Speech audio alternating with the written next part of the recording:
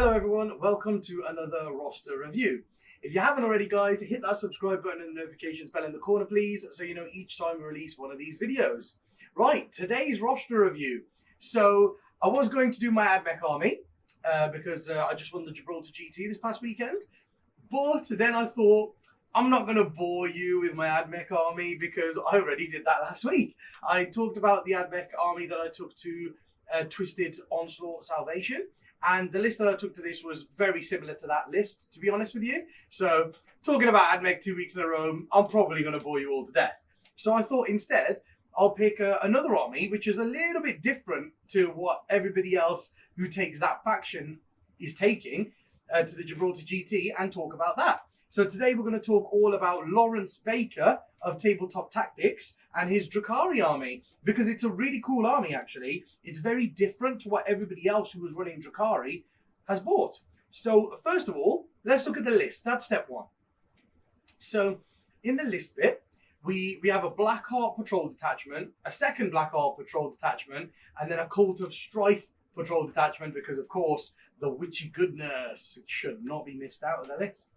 So it's very different from the rest. You know, like people are taking Court of the Archons, people are taking some big Incubi units, massive Hellion units and stuff like that. This list is slightly different, and I'm sure you're going to see why as I go through the list. So in the first Blackheart Patrol Detachment, we have Drazar. Drazar is an absolute badass. His attacks are flat 3 damage as well. He gets a bucket ton of attacks, and if he's your Warlord, which Lawrence quite rightly made him, then he gains the Hatred Eternal Warlord trait, and that means he gets full rerolls to hit and wound. And then when Drazar fights, he always fights twice as well. So he goes in there, he's got 6 or 7 attacks, he's rerolling all his hit rolls, rerolling all of his wound rolls, does the damage to you, and then he fights again, which is incredible. So I really like the fact that Lawrence has got him in there and also made him the Warlord to get the full efficiency out of him. Then after that, there are 3 units of 5 Cabalite Warriors in that patrol with Drazar, and each one's got a blaster in it. So these, obviously, Cabalites, they're quick, they play the mission, and there's a blaster in every single 5-man squad, just to make the most of it and do big damage to big stuff. There are 2 units of 5 Incubi, because the Incubi are brilliant, and when you take them with Drazar, he gives them +1 to wound. So, the efficiency of them, again, is increased, and anything that's a force multiplier, Drukhari really like. So I like the fact that he's got 2 Incubi units in there with Drazar as well. Then he's got 5 Raiders in that detachment, all with Dark Lances. And you're about to see when we talk about the second Blackheart Patrol why his list is different to the rest. So you got these 5 Raiders in there with Dark Lances. Looks pretty similar to everybody else's. Next, Blackheart Patrol. There is an Archon with Ancient Evil, the Ancient Evil Warlord trait, which again is awesome. The Ancient Evil Warlord trait means he picks a unit within engagement range of him, and that unit cannot fight until all units in your army have done so. So it's basically fight last. He charges into a unit, makes them fight last. Then on top of that, he's got the Djinn Blade. So he gets 7 attacks because you make 2 additional attacks each time you fight with the weapon. So he's got 7 attacks. He hits on 2s, and the important thing to notice is because he's Blackheart, you get to 1 reroll to hit. So normally with 7 attacks, you're going to roll a 1, but then you get to reroll it. So he's going to get like 7 hits normally. He's strength 4, but he's -3 flat 3 damage. And it's worth noticing, he's a Master Archon, so he gets a Splintered Genius ability. So once per game, at the end of the fight phase, he can fight for a second time. So for 1 turn, he's going to fight twice with that Djinn Blade, which is incredible. And of course, he's going to make a unit fight last, which can always be key. Then he's got a unit of 10 Cabalite Trueborn. Now, Trueborn are amazing because they have a ballistic skill of 2+, and they do not suffer modifiers to their ballistic skill when they shoot. And there's 2 blasters in that unit because, of course, why would you not take blasters if they could hit on 2s and also not suffer any penalties? Then there are 2 more units of 5 Cabalites with blasters in. You can see a theme here, guys. There's a load of fast-moving, objective-secured, play the mission and kill big stuff units in this army. There's a 3rd unit of 5 Incubi in this patrol here. And also, there are 4 more Raiders. So another 4 Raiders all armed with Dark Lances. Now, that makes a grand total of 9 Raiders in Lawrence's army. 9 Raiders with Dark Lances! That's just so much. I've played some games against people who have only got 4 Raiders or 5 Raiders, and they're hard enough to open. 9 of them? Oof. especially when the lances point at you. If that player goes first and you get shot by 9 dark lances, it's not a pleasant experience, let me tell you. So other than that, he's got a Cult of Strife patrol detachment as well. In there we have a Master Succubus. So she has Show Stealer, of course, which means after she fights, she can consolidate 6 inches in any direction she would like. She also has the Competitive Edge Warlord trait and the Triptych Whip relic, which go really nice hand in hand with each other. And of course, Marines are still big in the meta, like things like Vanguard Veterans, and having a whip that puts them on their invulnerable saves and is flat 2 damage, so each one that goes through kills a guy, is very handy to have for only 75 points. She also has the Adrenalite combat drug, so she gets +1 attack. Then you've got a unit of 10 Hecatrix Blood Brides. Now these are cool, because you've got a unit of witches there, a unit of 10 witches there that are hitting on 2s. And of course, there is Morvaine's Agonizer on the Sergeant in that squad.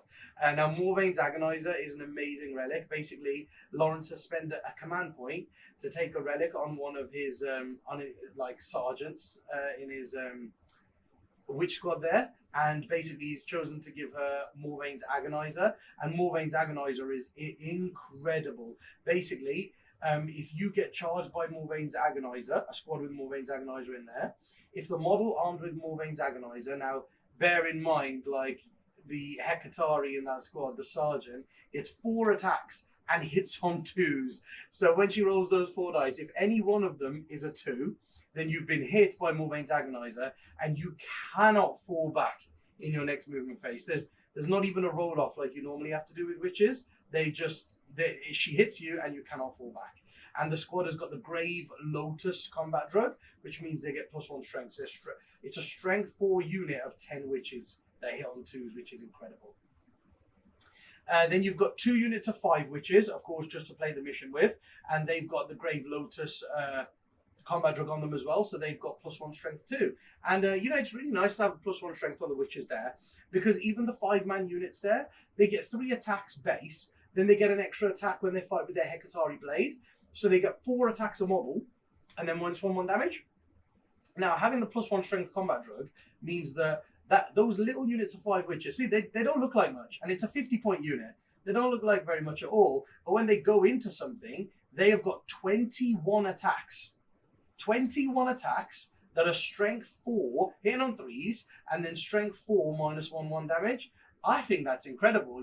From a little 50-point witch squad, they will just go onto objectives. And, the whole reason they're in the army is to go onto objectives and play the mission. But they'll be able to go onto objectives and clear your opponent's units off them as well, which, it's quite nice to have on just a 50-point troop unit in your army. So I think that's a really good as well. So that's everything that's in Lawrence's list. Let's have a look at how it all works. So having a look at how Lawrence's list works here, I think it's actually very cleverly constructed, because there are 9 raiders. People don't come to the table or to a tournament ready to take on 9 raiders. First of all, can I just say, it's really cool actually. Playing out of that many raiders is thematically really cool, I think, for Drukhari. It's all like Cabalites and witches and incubi. There's no there's no Hellions added in there and Reavers added in there because they're good. It's actually a really cool thematic army, which is one thing I really like about it. But also, it's very cleverly thought out, because, like I was saying, nobody comes to the table or to a tournament expecting to take on 9 raiders, because most lists out there, like I was saying, have 4 or 5 raiders in.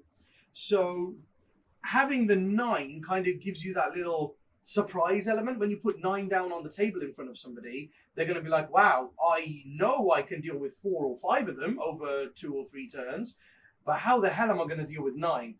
And having the threat of 9 Dark Lances is nothing to sniff your nose at. 9 Dark Lances is a lot of shots, and especially because all of the raiders are Cabal of the Blackheart, so every single one gets a reroll to hit. So these raiders, they've got 1 Dark Lance shot each, but they're hitting on 3s with a reroll each. Now, from 9 raiders, that's an average of 8 hits. If you can get 8 hits with weapons that are strength 8 -4, D3 +3 damage, you are going to, obliterate something that you shoot at. So I like the fact that he's got the redundancy of having 9 raiders in there. And then even if 2 or 3 go down turn 1, you've still got 6 lances, 6 transports to ferry units a lot across the board. And that's another thing that I like to say about the raiders too, is they're not just there to poke their, poke their nose out, fire dark lance and stay where they are.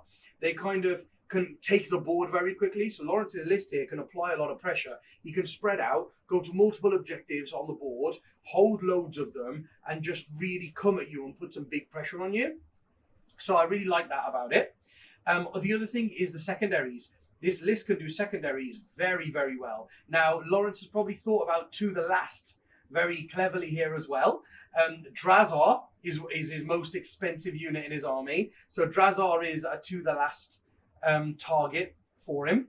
And, you're not going to kill Drazar unless Lawrence wants you to kill Drazar. He's definitely going to be in a boat, surrounded by, other incubi or cabalites, and then that boat is going to be surrounded by other boats. And to get Drazar out of his raider, kill all the stuff around him, and then kill him is incredibly hard. I mean, not only do you have to open the raider, then kill all the guys that are with him, but then you've got to get through, then you've got to make sure that no other boat is within 3 of him in the first place. And even if that was the case, then you've got to remove him through his 2-up save, 4-up invulnerable, reducing damage. I mean, it's really hard to take care of Drazar. So he's one of the To the Last, targets that Lawrence has in his army.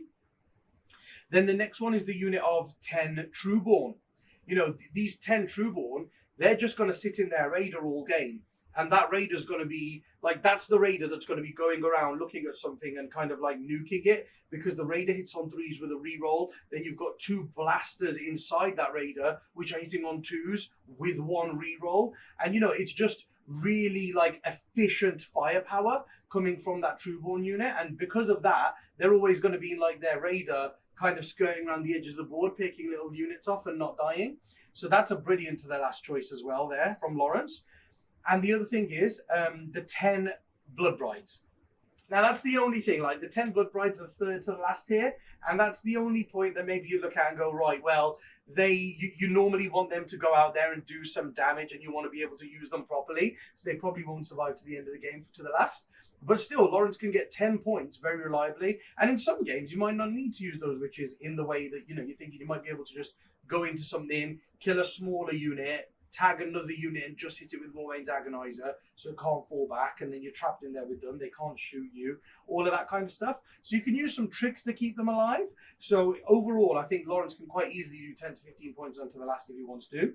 Horde the Prey is built for an army like this. If you try and come into Lawrence's quarters, you better believe with the amount of firepower and combat he's got here, he's going to knock you out of his own quarters and get Purge the Vermin, which is Horde the Prey, which is the Drukhari version of Purge the Vermin. So you get 2 points for every court that your opponent is not in at the end of the turn, which is incredible. And then also, there are other ones in some games, maybe you can't kill what's coming into your quarters and stuff like that. And in those games, I think Lawrence will do Engage on all fronts perfectly. He will absolutely smash Engage on all fronts. His list is built for it. There's so many units. There are 5 units of 5 Cabalites in there, 3 units of 5 Incubi in there, 2 units of 5 Witches in there. So even before you count all the 10-man units, there's a good 5, 6, 7, 8, 9, 10 5-man units in the army that can just go out into different quarters, get engaged on all fronts and play the mission. So there's that one as well. Also actions. This list loves the action secondaries. Things like Retrieve Octarius Data. When you've got all these raiders running around full of little 5-man units that don't really care about jumping out into a quarter and doing an action for you and just getting you a bunch of points, then it's a very well thought out list. Lawrence can do his secondaries very well, and also primaries. If Lawrence puts, say there's a wall, say that we've got a wall, and there's an objective on this side, and Lawrence puts his raider on this side of the wall, he can hold that objective that's in there with his raider. But then it becomes hard, because if you kill the raider, the guys get out. Now, if you kill the raider and the guys get out here, it's pretty easy to kill them too. But if you kill that raider, and then the guys inside decide to disembark on the other side of the wall on the objective, you can no longer draw line of sight to them. You can't kill them. And actually, because you've killed the raider, it's going to be easier for him to hold the objective. So, you know, I think it plays primaries very well, and I think it plays secondaries very well. Like I was saying, I think the incubi go in boats that go up the sides and like clear little chaff units. And if incubi are coming up your flanks, it's really quite hard to split off and kill units like that, especially if you've got like blood brides and if you've got blood brides coming up the middle of the board in a raider with like a succubus in there. Then you've got like Drazar, probably with one of the units of 5 incubi on one flank, and then 2 units of 5 incubi on the other flank. And then you've got all your witches and Cabalites and Trueborn just going around in raiders, putting pressure on the midfield. When you've got all of that going on, it becomes quite hard to dedicate some of your forces to go to the edges to deal with those incubi units that are bullying your smaller units off objectives. So it's very hard to play against this army. It does the primaries very well, it does the secondaries very well, and like we've just explained there, it synergizes very well. So it's a very, very well thought out list by Lawrence. I think it's absolutely awesome. Let's have a look at a few ways that we might be able to tackle it and give it some trouble if we come across it. So tackling it. Let's start with the very obvious ones first. First of all, if you have a horde, you can reliably pretty much tackle the list already. A horde is a brilliant way of taking this on, because you know how we were saying, because it's slightly different to everybody else's, it's amazing that there are 9 raiders in there. It gives you that redundancy of, even if you've lost 3 or 4 raiders, you still got another 5 or 6 raiders in the bag to go around there, play the mission, have dark lances and shoot people off the board. Now, even if you don't kill any of the raiders, there is 855 points, I believe. 855 points of this army is invested in raiders, and those raiders have got 1 shot each. Now, yes, if you play against vehicles and monsters, vehicles and stuff like that, then the dark lances are incredible. But if you're playing against a horde of, say, like 180 orc boys, those 9 lances are probably going to kill like 5 or 6 boys, which it does nothing. You've just killed like 40 points of your opponent's army with 900 points of your army. So I don't think I don't think the list is designed to be able to take on hordes. Now, I do think that's also done by intent, because there aren't really very many hordes in the meta right now. Like, orcs aren't really a thing until they get their book very soon. Necrons are less hordy than you would imagine them to be. Tyranids are not very competitive, so that horde you don't really see on top tables. And of course, Lawrence has he's designed this list to do very well so that he can hit those top tables and challenge for the champion trophy. So I think it's brilliant that he's done that, but he's done that because the meta doesn't really have any hordes in it at the moment. But if you are playing a horde army, you have got a great chance against this army, because, like I was saying, those lances kill a few single wound models. Even when incubi charge in, they've got like 15, 16 attacks. So they might kill 10 dudes from a horde, but when you hit them back with like 20 friends, you'll wipe them out, and then you just basically just flood the board. And going with flooding the board comes with my second thing that you could do, and that is bringing fast-moving obsec units. So, like, if you had a horde, the thing that would do is spread onto all the objectives as quickly as it possibly could, and then just hope that the Drukhari can't shift it, because it's going to also be doing some of its own damage to the Drukhari whilst the Drukhari are doing damage. So that's pretty cool. And the fast-moving obsec stuff is basically like units of 10 guardians and things like that. The reason why those are good is because, remember how we're saying, guys, if there's a raider on one side of the wall with the objective on the other side, it's dangerous, because if you kill the raider, the obsec units get out on the other side and they take the objective and score the points. But you then, you can tactically play it at that point. You can go, right, well, I don't need to kill that raider. I can live with 1 Darklance coming at me next turn, so I don't need to kill that raider. What I can do, though, is I can, like, move my guardsman, or, run and advance somebody and go, right, what I've got now is I've got 1 obsec model, or I've got 2 models on that objective that you've only got 1 raider model on now, and then I won't open the raider. And you go, right, I've just denied you 5 primary points. So I think fast-moving obsec units will really put the pressure on here, because it'll force the Drukhari player to get out of their raiders rather than stay in them. It'll force them to get out into the objectives and hold them with a bit more reliability, so you can't steal them off them. And at that point, the raiders are running around empty, and it's a big plus for yourself. Another thing to remember is anti-tank weaponry. Oh, guys, anti-tank weaponry is a must if you're going to play against this army. Like, with 9 raiders, you've got to have some way of dealing with them because, you know, they can block you in your deployment zone when there's that many of them. Lawrence could just empty 3 of them.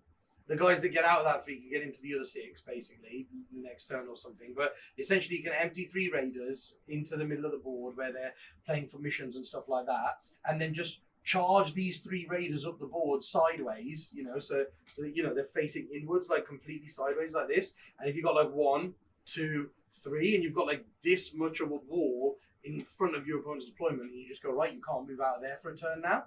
And you know, it can be used in clever ways to stop things like that. So you need some anti-tank weaponry to be able to deal with the raiders.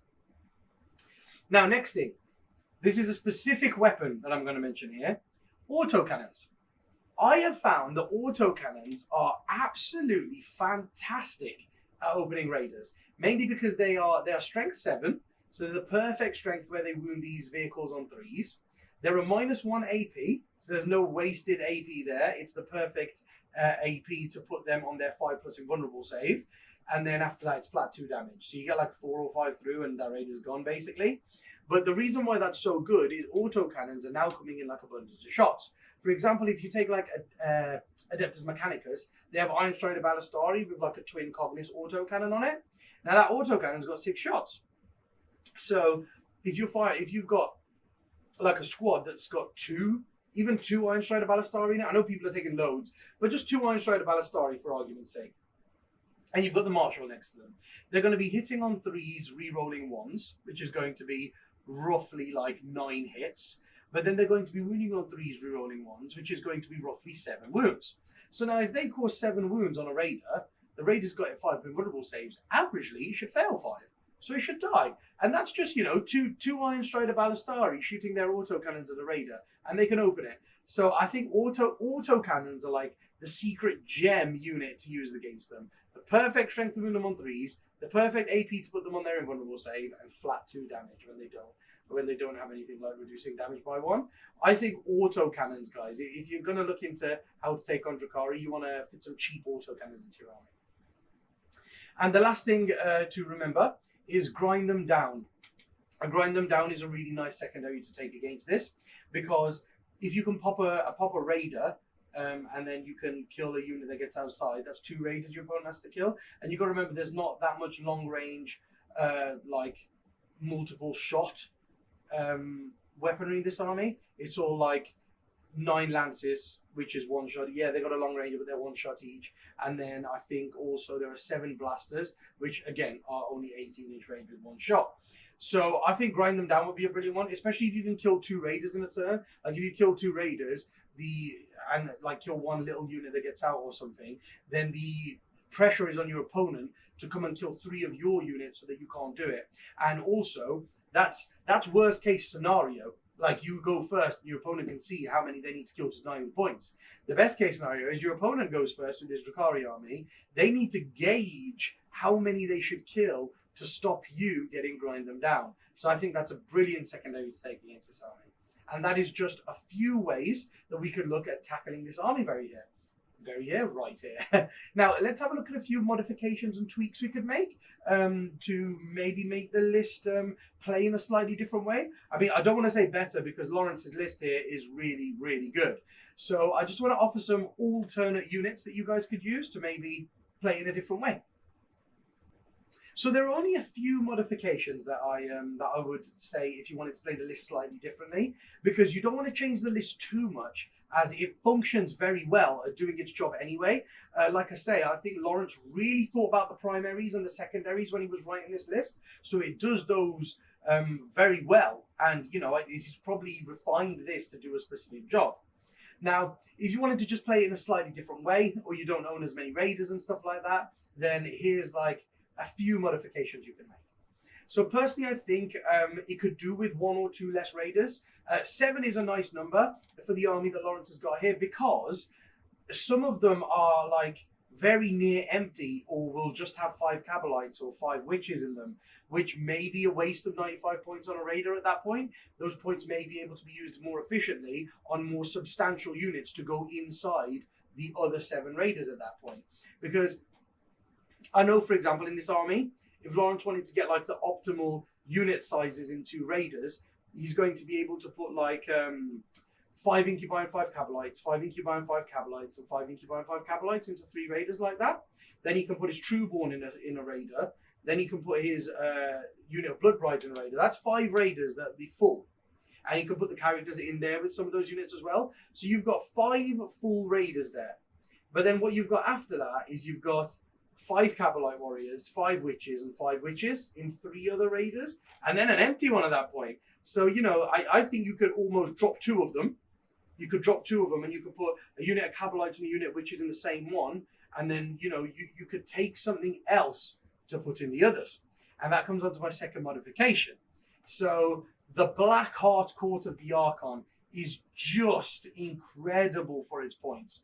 So if you were to drop 2 raiders, you could move over the other guys to go in one of the raiders together. And then you could put the Court of the Archon with an Archon in that 7th raider.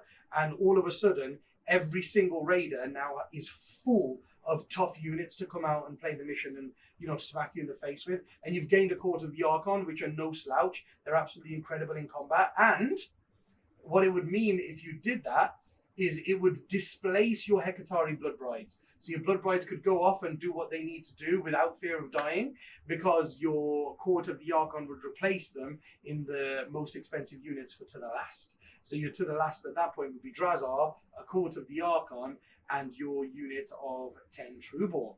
So I would definitely have a look at reducing some raiders and putting a Court of the Archon in.